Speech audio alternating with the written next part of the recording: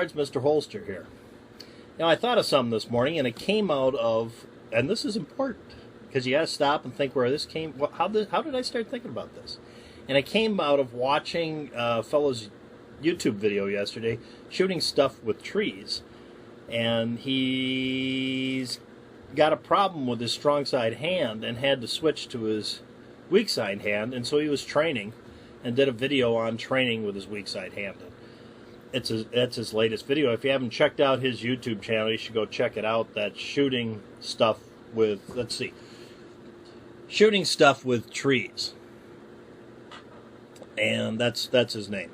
At any rate, he was training with his weak hand, and he mentioned in there that a good way to train with your weak hand is, get a snap cap and do it dry fire, which is a very good point. You don't have to go to the shooting range and burn up a lot of ammo to have very effective training.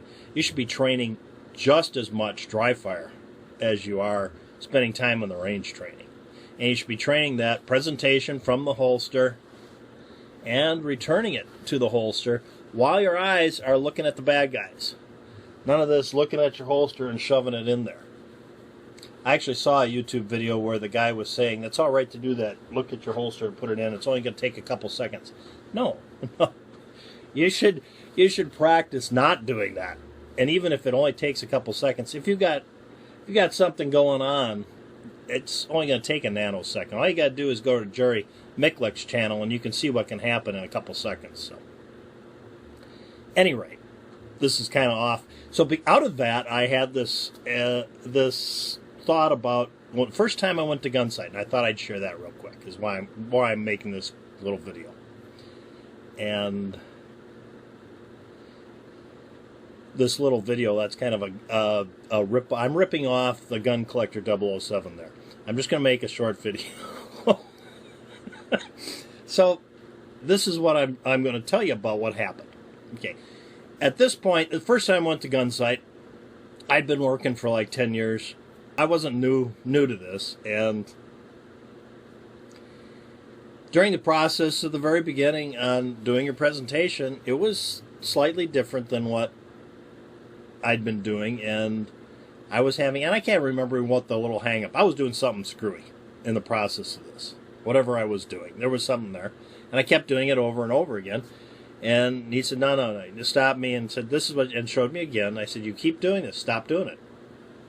And so, before we start again, I'm staring, and I'm just sitting there, and I'm just thinking. Because in my mind, I'm thinking, okay, I know what I should be doing. Why am I doing it wrong? And I'm trying to figure out in my head why I'm doing it wrong so that I can fix it and do it correctly. And he, without even knowing what I'm thinking, obviously, unless he's telepathic, he says to me, we get a lot of people down here at Gunsight. I've trained thousands and thousands of people. And it never fails that when they're doing something wrong, that they usually try and figure out why they're doing something wrong. And I'm guessing that's what you're doing right now. And let me just tell you this. There's a simple solution to this. Just do it right. Nobody cares why you're doing things wrong in this world. It doesn't make any difference why somebody did something wrong.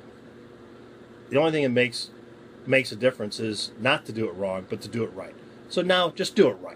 And quit thinking about it. And boom, I never did that again.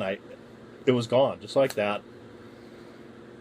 And just thought I'd share that with you, Just practice and do it right. Don't try and figure out why you aren't doing something. Just do it right. Just stop it. Do it right. There you go.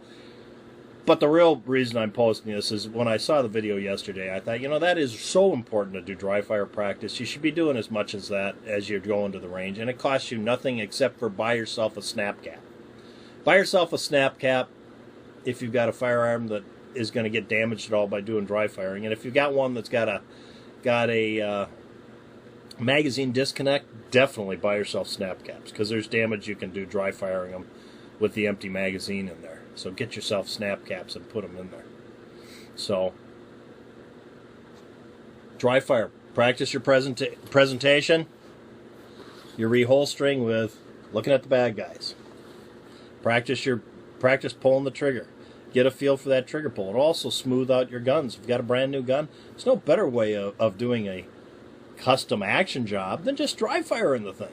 Break it in. There you go, guys. Just a quick little idea I had in my head that I wanted to share with you. That's all. This isn't like a real video. Just a quick little video. And then once again to rip off my buddy out east. If you like my channel, guys, please subscribe. Till next time, go out and stay safe.